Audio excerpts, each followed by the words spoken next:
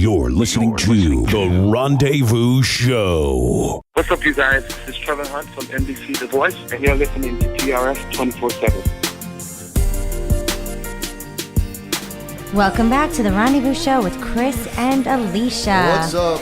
Not much, Cris. We are live. We just came back from an awesome lunch, and we are live in the studio with a very special co-host today. Yeah. You want to introduce him? Sure. We're sitting in with actor David Seth Cohen. from Long Island. He's a movie producer. He does music videos. Yeah, and he's involved with a movie that involves actually Adam Sandler. It has to do with Adam Sandler. That's right. Yeah. So how you doing today? I'm doing very well. Thank you, guys. Thanks for having me in here. You got such a manly voice. You got such a manly voice. I like that. It must be the mic. It's gotta be definitely the mic. So are you excited to interview our next guest with us? Yes, actually, I'm a huge fan of The Voice, and this guy was unbelievable. Amazing.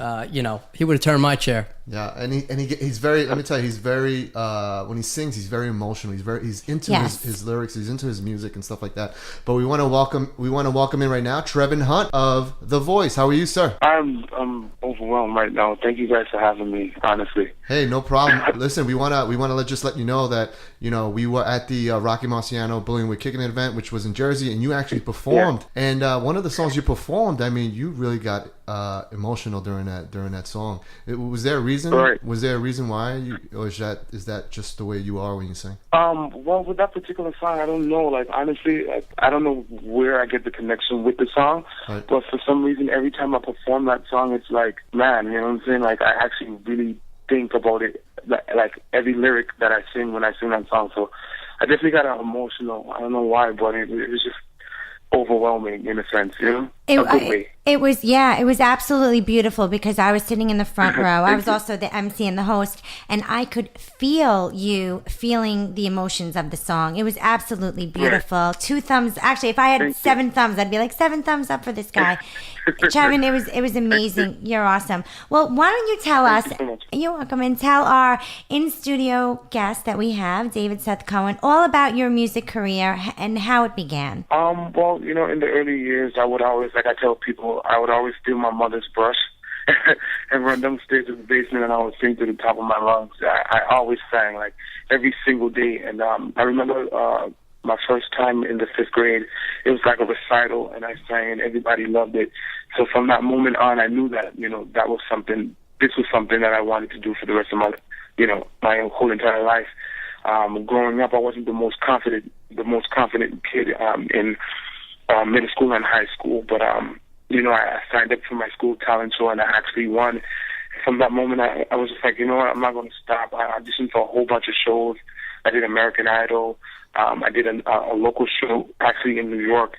I didn't make it far, but and then I auditioned for The Voice, and it was very shocking to me that I made it so far, but I just gave it my all every time I stepped on the stage. That's awesome, man. I envy you for doing what you're doing and doing what you love and continuing with it, even with all these, the length of time that it took you to get there. And now people know who you are. How does that feel? How does that make you feel? Yeah, exactly. You've gotten so many hits on that one video, Over 5 million. Yeah. Over 5 million hits. That's huge. So go ahead, answer David's question. Well, it's definitely a great feeling, being able to walk outside and, have someone that could relate to you. I get so many fan mail, and, people, constantly write me on, social media websites, talking about, you've helped me, you're my inspiration, you're my idol.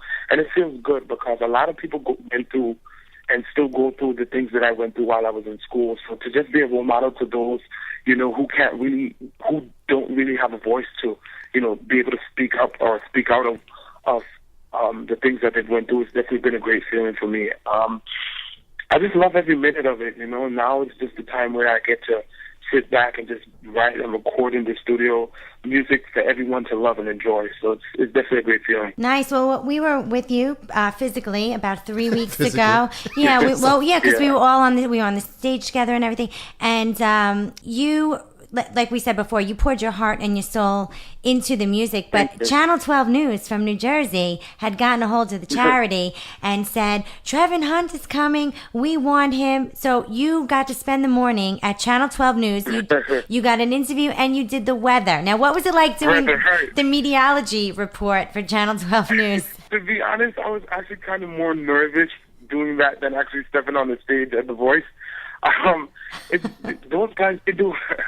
It's hard work, you know what I'm saying? It really is hard work. Pointing, I was messing up the whole entire way, but I definitely enjoyed myself there with those guys. They just made it feel like at home, so it was definitely a great feeling to go, and to just talk with them and have a great day. Hey, did they make you read from the teleprompter? Yeah. Well, I was kind of like doing my own thing, but it worked out. Really? Yeah, because people could get really pissed. I mean, if they're expecting sun and you're up there going, it's going to be a little cloudy, or it's going to be 70 degrees It's and going it's to come really right back 50. to you, Trevin. It's going to come I right would have back been to you. nervous too. People get That Trevin Hunt gave us the wrong weather report. Damn it. people get angry at the weather people. You know. No, totally. I know silly. they do. It's silly. But listen, I want to backtrack a little bit. You're involved with this charity organization, the Bullying Away Kicking It. You were actually bullied as a kid as well. Am I correct? Yeah, I was. Actually, I was growing up. I was always talked about my accent and the way that I sang. I used to be in a choir class, and there was kids that, you sing too high, all that stuff, and They were jealous. They were jealous of you, man. Yeah, throughout that whole entire process, and like I told you, I wasn't the most confident kid. I was always, in middle school, I was very quiet. I like to stay to myself. But I kind of grew out of that. It's a thing of the past, and I'm happy, where I'm at now. Mentally in my life, but I was definitely bullied, and my 8th grade teacher told me I wouldn't become anything, and that was so devastating because it's like you go to school and your teachers are there to make you feel at home, to make you feel safe, and for her to say that, it was just like wow, you know what I'm saying? So it kind of brought me back, but you know what I'm saying? Now I get to look back at that time and I'm like, I told you so, you know what I'm saying? I've made it, so I can't be bitter, I can't complain. I'm just happy where I'm at now. Hey, did your 8th grade teacher ever contact you after seeing you on The Voice and say, hey, you know what? I'm 100% idiot. Did he ever contact you? Did you ever get contacted by your teacher? No, actually, I wasn't. No, never got contacted. Yeah, so. she was, but they know who they are. So is the teacher still at the school that you were at? Cool. Is the teacher still at that school? No, she's not. Oh, okay. I was going to say it would be great if you went back and performed and she was there. That would have been great. That would have been great. We're on the line here with Trevin Hunte from the 3rd season of The Voice, NBC's The Voice. Listen, let's talk about your experience there. Being on that show. How did you feel like coming out and getting that ovation that you received during your blind performance there? And how did you feel about the fact that Levine never turned his chair around? Well, I'm going to say something. David Seth Cohen looks like Adam Levine, and he's sitting in the studio with us, and I'm almost angry at him because he didn't turn the chair to. I'm going to turn my chair right now. Hold on. Turn the chair. There you go. He turned it around. It's all good. Do you have a buzzer sound? Tell us. I'm sorry. There's a lot of antics going on here in the studio, but tell us about that. How'd you feel? How'd you feel about that?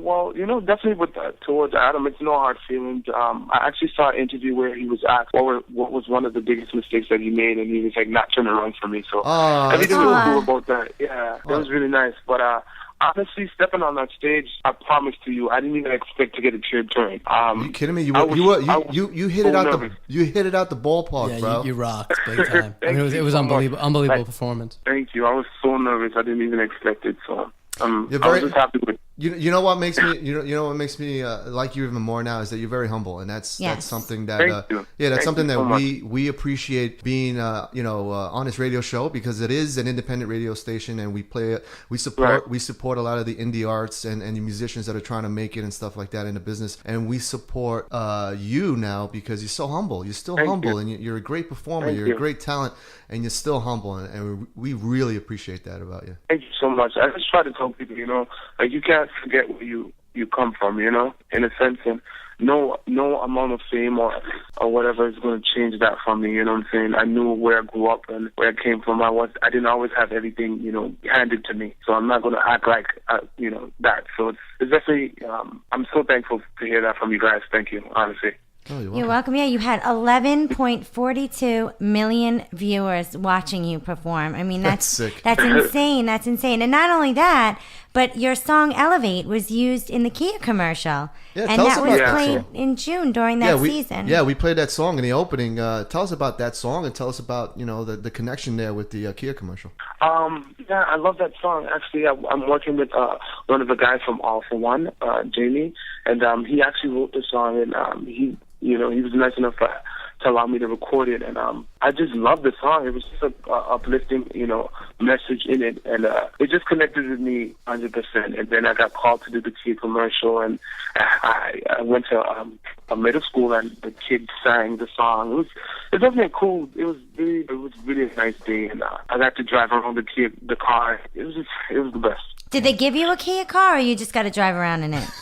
I got to drive around in it. Okay. Hopefully I get one soon. But that would be awesome. Kia is a big sponsor of The Voice as well. I always see the contestants come out of the Kia Sorento when they're about to go on stage for the battle rounds. I love the Sorento. Yeah. It's a beautiful car. Kia is obviously trying to do good things. Hey, forget about Kia, man. They ain't sponsoring the show. That's true. That's true. No, I'm just kidding. Listen, Trevin, tell us what's in store for you. In 2014. Tell us where. What do you got in the works? So right now I'm working on my EP. I told you guys while I was in Jersey, I actually started a pledge campaign where my fans and my supporters could actually, support me and, just contribute to the project. I'm excited about that because I have the ball rolling already. I also recorded a song for an up-and-coming movie.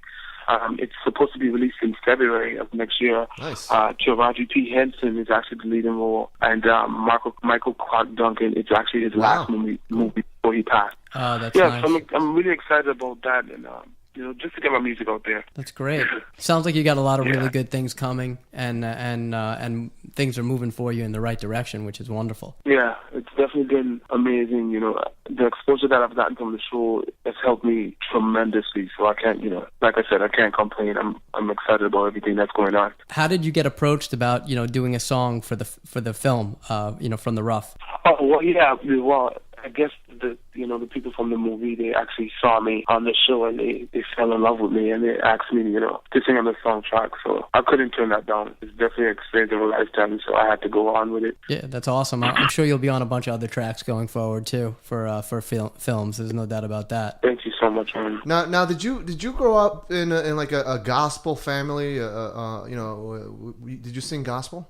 Well, my parents are Guyanese. They came from a third world country, so they always had that religious root in them. Mm-hmm. And I would always sing gospel music. I grew up listening to Whitney and Mariah and a lot of different gospel singers like, Patti LaBelle and Fantasia and all those type of people. So yeah, I definitely had like a gospel background growing up. Now, are you still in contact with a lot of the contestants from The Voice from the season that you were involved in or other seasons? Oh yeah, of course. I definitely keep close contact with the ones that I was on the season with, the third season with, and I actually made some new friends from past seasons and this season now. So we stay connected. It's kind of like a huge family. You know? It's like a fraternity. Once you're on The Voice, it's like you're part of a special group there. Yeah. Yeah, that's awesome, man. That's wonderful to know. Who was that lovely lady that was at the Rocky Marciano Bullying with Kicking It Foundation? Was she your manager? Yeah, that was his manager. Yeah, that was actually my manager for her of the and I have to give a huge shout out to her. Yes, we have to also. She's the one that set up this interview. She's beautiful on the inside and out. Yeah, she's great. She's really great. Yeah. So big shout out to her. Nice. Wasn't she on I remember her. Wasn't she on the footage when you were performing during the blind performances? She was backstage and she was jumping up and down. No, she was. No, that was my crazy twin sister. Oh, okay. I thought that was your manager. That was great. She got carried away. Yeah. They were so excited. I have a question to ask you quick. If I was to listen to your MP3 player, what would the top 3 songs be? Yours, of course. His songs. That's easy. Top 3 songs. Oh man, that's a good question. Bruno Mars, Treasure. Yes, that's one. I know it's kind of yeah, that's a good one. Shoot, that's Why don't you look at your iPod MP3 player? Okay, cool. No, I'm just joking. I'm really into the new Tamar Braxton album. Yes. Okay. Yeah. Oh, awesome. I think David had a question for you. Yeah, I mean, okay. Everybody sings in the shower. So what's your shower tune? It's got to be his. Oh, my favorite song in the shower. Why do I have to think about these?